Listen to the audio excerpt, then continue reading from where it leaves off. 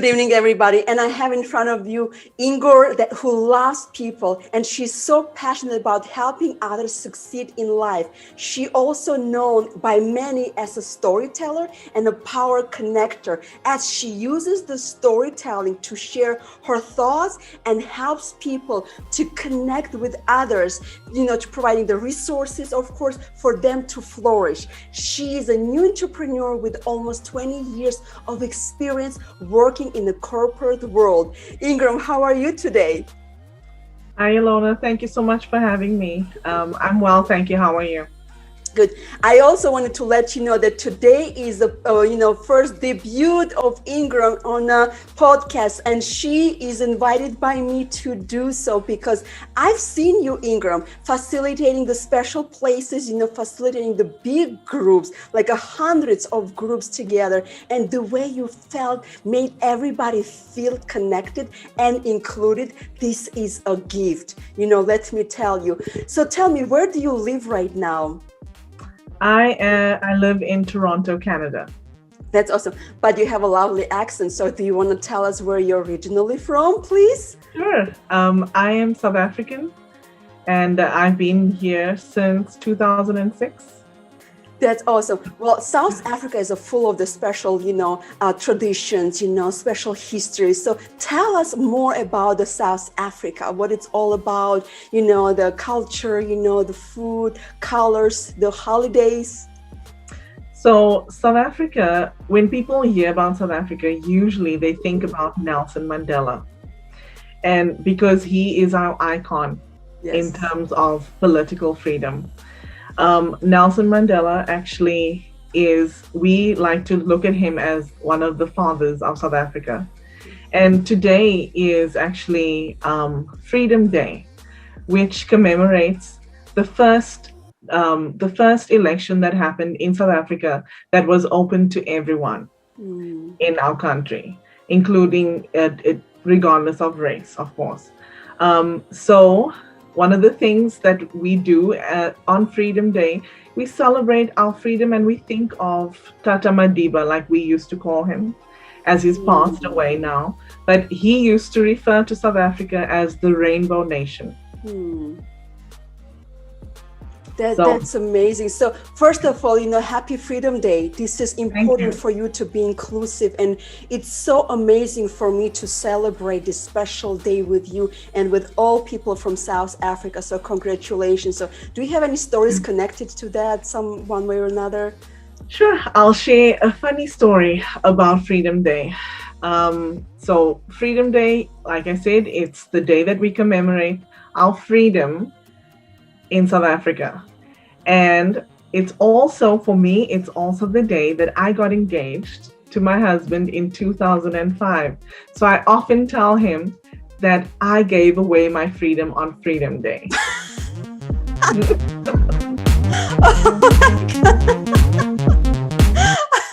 That's right. Remind him of that.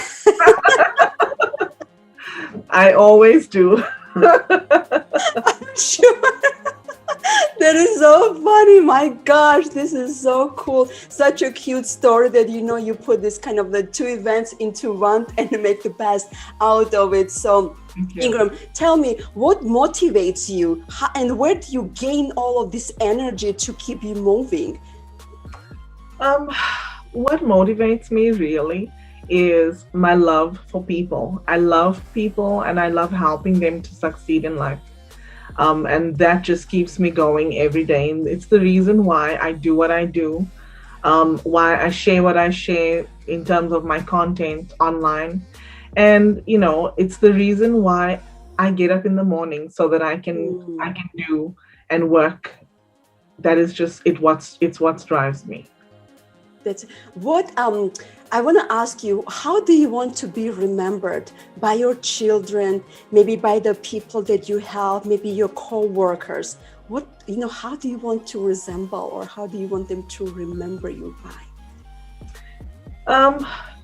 I think what I want, one thing that I love reading quotes. And one thing that Maya Angelou said is that people will often forget what you do and what you say, but they will remember the way you make them feel. Yes. And for me, I want people to remember that I was kind to them. So for like that is my legacy I want to leave behind, is that kindness, that heart for people, the love for people. And you know, to be honest with you, Inger, this is what exactly I felt when I met you. You've been so kind and so respectful to every person in the group that it made me to know who you are. You know, I wanted to gravitate towards you because you made everybody so inclusive, so respectful, and like you said, so kind. And to be honest with you, that's how I think of you when I read your name or when I communicate with you. Kindness, because you really resemble the kindness and it illuminates from your heart. So this is actually so true. And also tell me this one, what is the most thing that you miss from your country? It's funny that you would ask me that question because when I immigrated to Canada, a lot of people said to me, "Oh, why don't you go and first visit and see if you like it?" Because you may get there and decide that you don't like it, and then you've wasted all this effort into moving there. And I said, for me, the reason why I'm here today is because this is where God called me to be. So since the day I came, I've never missed home. Wow. Really. I miss my friends and my family, but I don't miss home.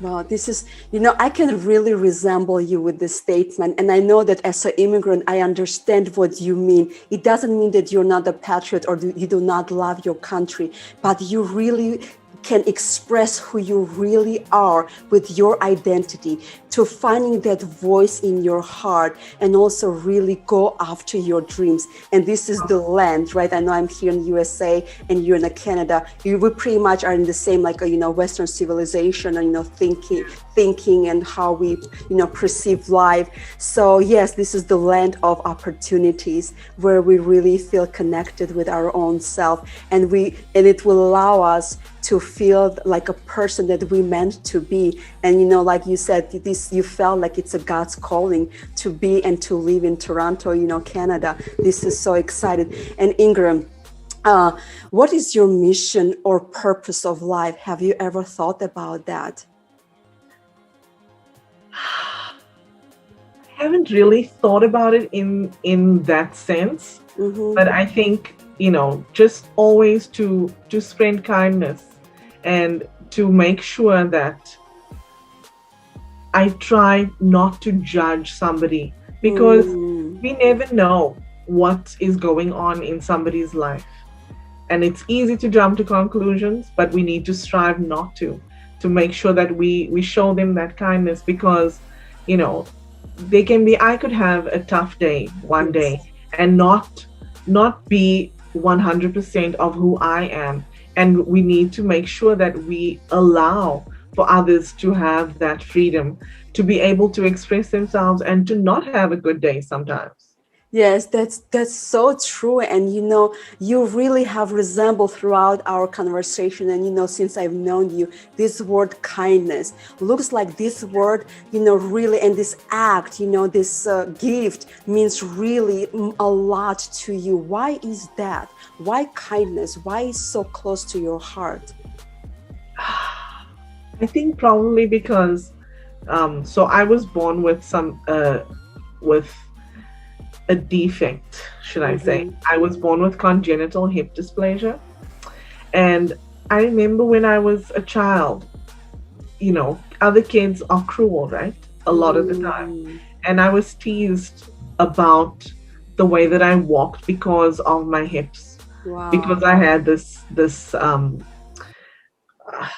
not a defect really. It's, it's a condition, right? So because I had the condition, I limped, and kids, they tease me because of it. And so for me, I just think, everybody needs a little bit of kindness, and kindness doesn't cost anything. so we can spread it, we can give it, we can do it all the time, because it takes nothing from us. I love it that you didn't let this story and this meanness of these people to make you as mean and cruel as people, because usually people that bully are the ones who have been bullied in their lives. So you took that as an experience to be opposite of your experience, from these children, to become kindness, to become kind, and plant this seed of love and kindness and care. So this is very powerful. And I do hope that people out there, especially children in nowadays, are not going to grow up, feeling such a burden, feeling such a pain in their lives, to be so bitter instead of being better. And you chose to be better than them. It's a high step, high value that you have chosen. And as a final question, Inger, what would you want to share with our audience today? How would you want to make them empowered right now? I will leave you with one final thought, and it ties into what you just said, which is something that my mom used to tell me all the time when I was growing up. Your circumstances or your experience can either make you bitter or better, and the choice is yours. Absolutely. And there's a very strong word that we call it decided. It consists of the two portions. The one, it says D, that it's do. Side means to die, so it's pretty much do or die. So every time we make a decision, it's a do or die moment. Something that we do, we go after it, and something that we say, hey, we have to say no and make it die in our lives. This pain, this frustration, this horrible experiences in our lives. So decision that you have made is to become better. And I do hope that you never regretted this decision to become better in your life, because it's so good for your mind, body, and spirit as well, and for your total health when you choose to become a better. And it was Ingram with us. She is the queen of the facilitating the place. She's the queen of connecting one person with another and really making you feel kind when you are around her. You are the number one. So Ingram, we wish you all the best and happy Independence Day. And don't tell your husband that today is the day that you have given your freedom to him. So he owes you a lot for everything. So happy Freedom Day, and it's very important. And I wish all of you guys out there to become better instead of bitter in life, because life is short and every day counts. That was Ilona from IP Resilience. See you.